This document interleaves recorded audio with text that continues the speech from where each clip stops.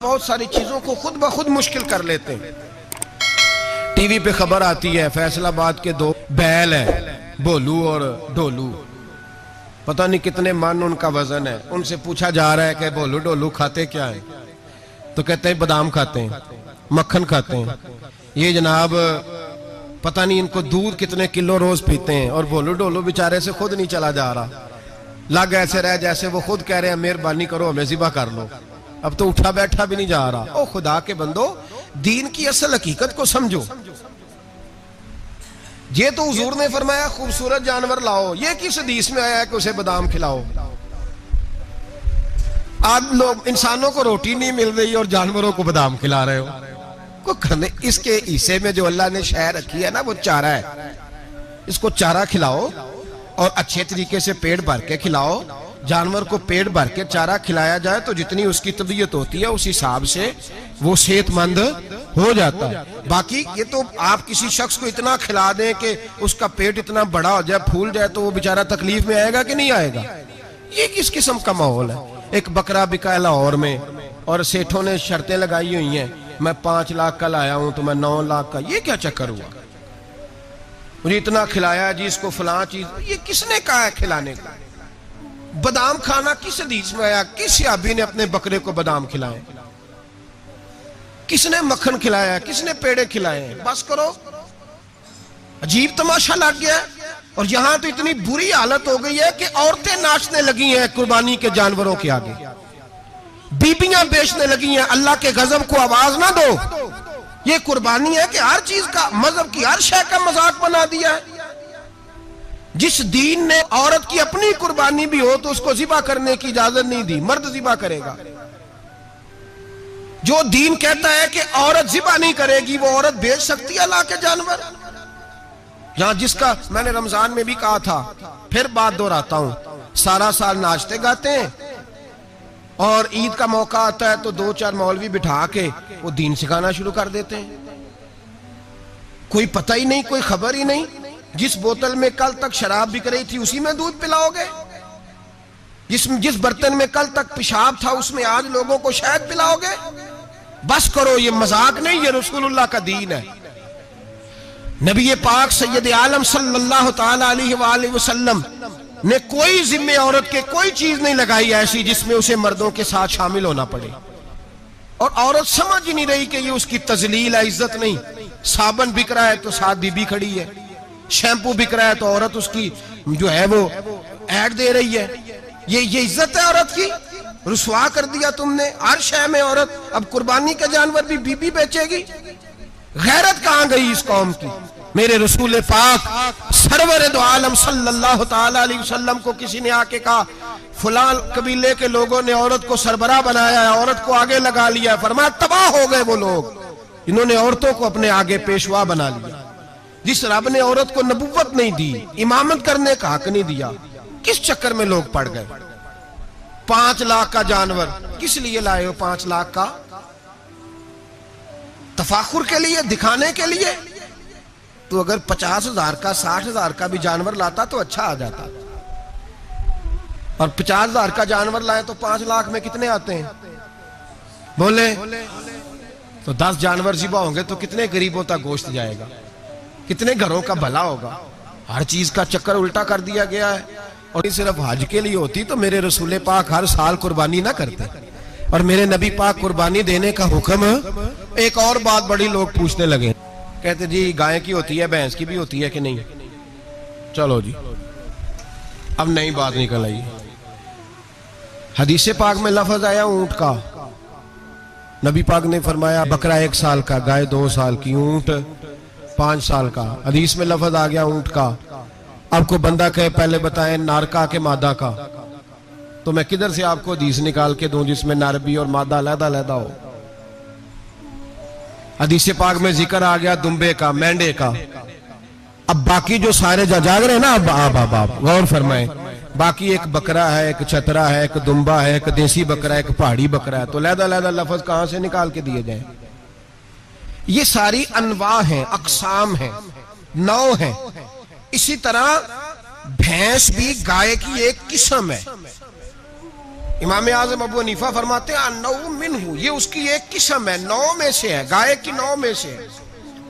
آپ عام لفظ بولتے ہیں تو کہتے ہیں بکرا چترا گائے بھینس، عام لفظ ہے نا۔ تو جب گائے کہہ دیا تو اب کو بندہ کہے گائے آیا تو پہلے بتائیں گائے تو ہے تو اس میں بیل شامل ہے کہ نہیں؟ تو گائے کی جتنی قسمیں ہیں نا، ہمارے محدثین بھینس کو گائے میں شامل کرتے ہیں، بھینس گائے کی ایک قسم ہے۔ تو نبی پاک صلی اللہ علیہ وسلم نے جب گائے کا لفظ استعمال کیا تو بھینس اس کے اندر آ گئی۔ تو اگر گائے کی قربانی جائز ہے تو بھینس کی قربانی بھی جائز ہے، اگر بیل کی قربانی جائز ہے تو کٹے کی قربانی بھی 100% جائز ہے، اس کے اندر 7 حصے ڈالے جائیں گے، اسے قربان کیا جائے گا، یہ جائز ہے۔ اگر آپ صریح لفظ نکال کے دکھانے کو کہیں گے تو پھر تو بڑی چیزوں میں لوگ الجھ جائیں گے، پھر کیسے نکالا جائے گا خسی کی جائز ہے کہ نہیں، جو خسی نہیں اس کی جائز ہے کہ نہیں، فلاں کی۔ تو ان تفصیلات، ہاں بہت ساری چیزوں کی تفصیلات حدیث میں ہیں لیکن ساری چیزوں کی موجود نہیں۔ اس لیے میرے عزیز یاد رکھیں، بھینس کی قربانی بھی ہوگی، گائے کی بھی ہوگی، بیل کی بھی ہوگی، کٹے کی بھی ہوگی، جن کی نہیں ان کی نہیں۔ ہم نے کبھی کہا ہرن کی قربانی بھی ہوگی یا مرغی کی قربانی بھی ہوگی۔ تو حدیث مبارکہ کے اندر جو چیزیں موجود ہیں ان کی جتنی اقسام ہیں ان سب کی قربانی کرنا ہاں جائز ہے۔ اور میرے نبی پاک صلی اللہ علیہ وسلم نے فرمایا جانور خوبصورت ہو، لنگڑا نہ ہو، کانا نہ ہو، زخمی نہ ہو، خوبصورت جانور لاؤ، اس کو لا کے ذبح کرو۔ لوگ کہتے ہیں چلو اتنے پیسے اللہ کے راستے میں دے دیں تو یہ کافی نہیں کافی۔ مسلم شریف میں، بخاری شریف میں میرے نبی پاک سید عالم صلی اللہ تعالی علیہ وسلم نے فرمایا 10 ذی الحج کو اللہ کی نظر میں ابن آدم کا سب سے پسندیدہ عمل، لیکن نا 10 ذی الحج کو، کل 10 ذی الحج ہے تو بڑے کام ہوں گے، فجر کی نماز بھی ہوگی، تکبیرات تشریق بھی پڑھی جائیں گی۔ آج فجر سے شروع ہو گئی نا، 9 کی فجر سے لے کر 13 کی عصر تک تکبیرات تشریق پڑھی جائیں گی۔ اللہ اکبر، اللہ اکبر، لا الہ الا اللہ واللہ اکبر، اللہ اکبر وللہ الحمد، اللہ اکبر، اللہ اکبر، لا الہ الا اللہ واللہ اکبر، اللہ اکبر وللہ الحمد، اللہ اکبر، اللہ اکبر، لا الہ الا اللہ واللہ اکبر، اللہ اکبر وللہ الحمد۔ کوشش کریں جب بھی پڑھیں 3 بار پڑھیں۔ تکبیرات تشریق بھی پڑھی جائیں گی، فجر کی نماز بھی کل ہوگی، عید کی نماز بھی ہوگی، لوگ اور بھی کوئی ذکر اذکار کریں گے۔ لیکن میرے نبی پاک صلی اللہ علیہ وسلم نے فرمایا 10 ذی الحج کو اللہ کو اپنے بندے کا جو کام سب سے زیادہ پسند ہے وہ یہ ہے کہ وہ اللہ کے راستے میں جانور کا خون بہائے۔ حالانکہ نمازیں بھی ہیں، اذکار بھی ہیں، تکبیرات بھی ہیں، سارا کچھ ہے، پر اللہ کو سب سے زیادہ کیا پسند ہے؟ جانور کو قربان کرنا۔ یہ اللہ کو بڑے خوبصورت لفظ نبی پاک علیہ السلام نے فرمایا قربانی کا جانور قیامت کے دن اپنے سینگوں اور کھروں سمیت آئے گا، اور جس نے قربانی کی ہوگی اس کی بخشش کروا کے اسے جنت میں لے کر جائے گا۔ تو فرمایا ابن آدم کا سب سے پسندیدہ عمل یہ، سب سے پسندیدہ، کہ وہ 10 ذی الحج کو قربانی کریں، کوشش کریں خود ذبح کریں اپنا جانور۔ یہ حضور کی سنت ہے۔ یہ نہ ہو سکے تو نبی پاک صلی اللہ علیہ وسلم نے اپنے ہاتھوں سے ذبح کرنے لگے حضرت فاطمہ کا جانور، تو فرمایا فاطمہ ادھر آ کے اس کے پاس کھڑی ہو جاؤ، میں تمہارا جانور ذبح کرنے لگا ہوں۔ اپنے جانور کے پاس کھڑے ہوں۔ میرے جو بھائی ذبح کرنے کا کام کرتے ہیں نا، قصاب ہم کہتے ہیں، سارے قصاب نہیں ہوتے، بہت سارے لوگ یہ سعادت حاصل کرتے ہیں اور بڑے نیکی کا کام کرتے ہیں، اللہ انہیں بڑی بہترین جزا عطا فرمائے گا، بڑا خیر کا کام کرتے ہیں۔ لیکن چونکہ رش ہوتا ہے ایسے لوگوں کے پاس، تھوڑی جلدی بھی ہوتی ہے، پہلی تو کوشش کریں تکبیر خود ڈالیں، یہ نہیں ہو سکتا تو قریب کھڑے ہوں۔ ہمارے ہاں ایک رواج یہ بھی ہے کہ 2 بندے ہاتھ رکھتے ہیں، ذبح وہ کر رہا ہوتا ہے تو جس کی قربانی ہوتی ہے اس کو کہتے ہیں تو بھی ساتھ ہاتھ رکھ، ہوتا ہے نا جی بہت ساری جگہوں۔ اب حکم یہ ہے شریعت اسلامیہ کا کہ جب جانور ذبح کریں گے تو پڑھیں گے بسم اللہ اللہ، بسم اللہ اللہ۔ ہاں نبی پاک صلی اللہ علیہ وسلم نے لمبی دعا پڑھی، صحابہ بھی لمبی دعا، انی وجہت وجہی للذی فطر السماوات والارض حنیفا وما انا من المشرکین، یہ بھی پڑھا۔ اور پھر میرے رسول پاک صلی اللہ علیہ وسلم نے یہ بھی کہا کہ اللہ میری طرف سے قبول فرما، میری امت، میری اہل بیت کی طرف سے قبول فرما۔ صحابہ جب جانور ذبح کرنے لگتے پہلے یہ دعا پڑھتے، پھر کہتے اللہم تقبل منا کما تقبلت خلیل کا ابراہیم علیہ السلام وتقبلت حبیب کا محمد صلی اللہ علیہ وسلم، اے اللہ ہم سے بھی قبول فرما جیسے تو نے حضرت ابراہیم سے قبول فرمائی اور جیسے اپنے حبیب حضرت محمد صلی اللہ علیہ وسلم سے قبول. یہ ساری دعا پڑھی اور جب جانور ذبح کرنے لگے تو پھر پڑھیں بسم اللہ اللہ بسم اللہ اللہ. اچھا دو آدمیوں نے ہاتھ رکھا ہوا ہے، دو آدمیوں نے. اب اگر ایک نے بھی نہ پڑھی بسم اللہ اللہ اکبر تو جانور حلال نہیں ہوگا، دونوں کو پڑھنا پڑے گا. یہ مسئلہ یاد رکھیں. ایک اور بات بھی بتانی ہے آپ کو، وہ بھی آپ نے یاد رکھنی ہے. قربانی کے بڑے جانور میں کتنے حصے ہوتے ہیں؟ 7. اب 7 حصوں میں 7 کی نیت قربانی کی ہونی چاہیے. 7 کی 6 حصے ڈال گئے، جو چلے تھوڑے سے زیادہ امیر لوگ نہیں تھے، نارمل تھے، انہوں نے 6 حصے ڈال لیے. 7واں امیر آدمی تھا، اس کو جا کے کہا یار ایک حصہ نہیں مل رہا تو چل تو نے تو 2-3 بکرے لیے ہوئے ہیں تو بھی شامل ہو جا. اس نے پہلے تو کہا نہیں یار میں نے اب لے لی ہیں. پھر جب اصرار کیا تو کہا چلو ٹھیک ہے بڑے گوشت کا قیمہ کرا لیں گے. تو اس طرح کرو ڈال لو میرا بھی حصہ. اب 6 کی نیت قربانی کی، 7ویں کی گوشت کی، کسی کی بھی قربانی نہیں ہوگی، گئے سارے.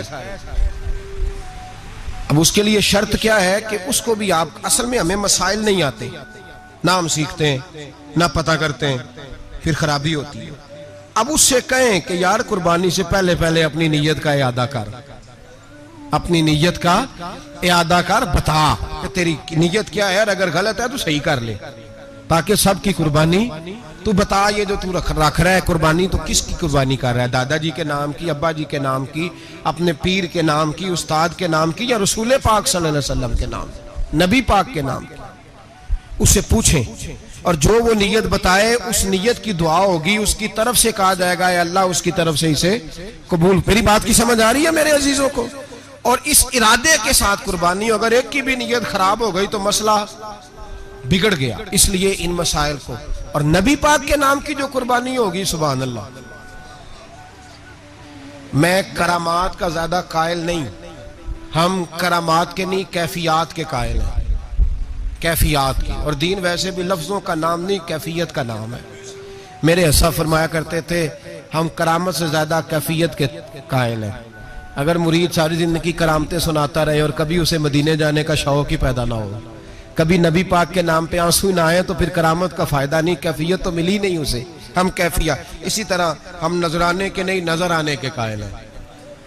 تو بھائی یہ یاد رکھ لیں کیفیت کا نام دین ہے. نبی پاک کے نام کی قربانی میں قائل تو نہیں کرامت کا، لیکن ایک بات میں نے اپنے ایک استادوں سے، ایک بزرگوں سے سنی ہے، میرا دل کرتا ہے وہ سنا دوں آپ کو.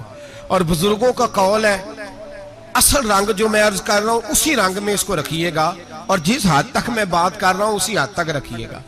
اب ہر آدمی کے پاس موبائل ہوتا ہے، فوراً بات ریکارڈ ہوتی ہے، فوراً میڈیا پہ جاتی ہے، فوراً لوگ کمنٹس کرتے ہیں. تو بھائی جس حد تک سناؤں اسی حد تک رکھیے گا. میرے ایک بزرگ فرمایا کرتے ہیں کہ نبی پاک کے نام کا جانور ذبح کرو اور وہ گوشت اس آدمی کو کھلاؤ جس کا حافظہ کمزور ہے، اللہ اسے وسیع حافظہ عطا فرمائے گا. اور فرمایا کرتے کہ میرا تجربہ ہے نبی پاک کے نام کا جانور ذبح کرو اور جس آدمی سے کوئی گناہ نہیں نہ چھوٹتا، کسی گناہوں میں الجھ گیا ہے، اسے وہ والا گوشت کھلاؤ، اللہ اس کے دل میں نور پیدا فرمائے گا اور گناہ سے نفرت ہو جائے گی اسے، جو نبی پاک کے نام کا جانور ہو. تو ہم جو سیکھنے والے لوگ ہوتے ہیں ہمارا دل کرتا ہے کہ چلو تھوڑا سا اپنی طرف سے بھی پوچھ لیں. تو میں نے کہا حضور اگر بیمار کو کھلا دیں تو فرمانے لگے کھلا دو، اللہ صحت دینے والا ہے، پر بیمار کے لیے دوائیاں بڑی ایجاد ہو گئی ہیں، گناہگار کی دوائیاں نہیں ملتی. بیماروں کی دوائیاں بڑی ہیں، گناہگاروں کی نہیں ملتی. گناہگار کو کھلاؤ، اس لیے کہ جو چیز مصطفیٰ کے نام سے منسوب ہو جاتی ہے رب اس کی بڑی قدر فرماتا ہے، اللہ اس کی بڑی قدر کرتا ہے. جو چیز نبی پاک کے نام سے منسوب ہو جاتی ہے اللہ اس کی بڑی قدر فرماتا ہے. میرے نبی پاک علیہ السلام نے فرمایا میرا کلمہ پڑھنے والا مومن جب دوزخ سے گزرے گا تو دوزخ کہے گی جلدی جلدی گزر جا، جلدی جلدی جہنم کی آگ کہے گی جلدی جلدی گزر جا جلدی. تو مومن کہے گا تو آگ ہے, تجھے کیا بات ہوئی, پل صراط سے گزر رہا ہے, کیا مسئلہ ہوا. اس کے پاس سے گزر رہا ہے دوزخ کے, تو پاس سے گزرتے وقت بھی کہتے جلدی گزر جا, کہیں ایسا نہ ہو کہ تیرے نور کی چمک میری آنکھ کو ہی ٹھنڈا کر دے. یہ شان ہے ان کے غلاموں کی, تو سرکار کا عالم کیا ہوگا. تو میرے رسول پاک علیہ السلام سے جو شے منسوب ہو جاتی ہے اس کی اللہ بڑی قدر فرماتا ہے, جبھی تو ہماری قدر ہے. اللہ فرماتا ہے کنتم خیر امت, تم جس طرح کے بھی ہو سب سے افضل, اس لیے کہ میرے محمد کا کلمہ جو پڑھتے ہو صلی اللہ علیہ. تو قربانی کریں, اچھی نیت کے ساتھ کریں, خلوص کے ساتھ کریں. قربانی کے گوشت کے 3 حصے کرنے. ایک دینا ہے خالص غریب لوگوں کو, جی کیا دینا ان کو, جی غریبوں کو کیا دینا ہے, نال چڑکا نہیں دینیاں 250 آ بھی گئے ہو تسی, اجے تو کھل بھی نہیں لائی, چڑکا نہیں دینیاں, اور جو تیرے دروازے تک چل کے آ گیا. اور اللہ پاک سے ڈرا کر, بس یہ سوچ کہ اس نے تجھے دینے والا بنایا ہے. بھئی یہ سوچ کہ کوئی کسی کے دروازے تک نہیں جاتا, یہ سوچ وہ بڑا بے نیاز ہے, کچھ کا کچھ کر دیتا. تیرے دروازے تک آ گیا نا, بس ٹھیک ہو گیا.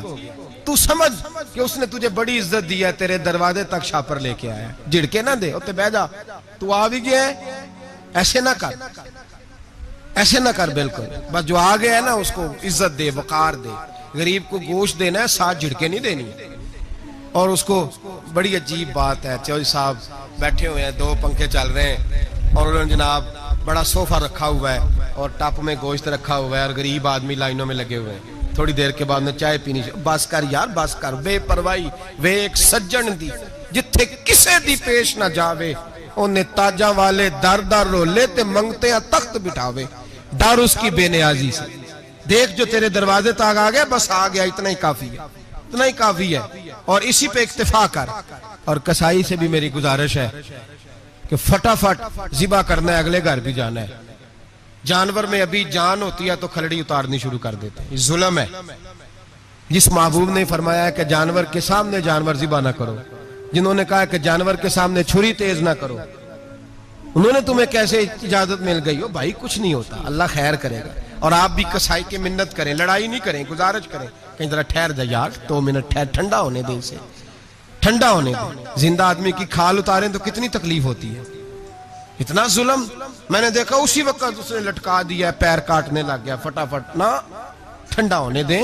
نبی پاک صلی اللہ علیہ وسلم نے منع فرمایا, جانور ٹھنڈا ہو کا گوشت بنائیں اچھے طریقے سے, کچھ نہیں ہونے لگا, کوئی مسئلہ نہیں ہے ایسا.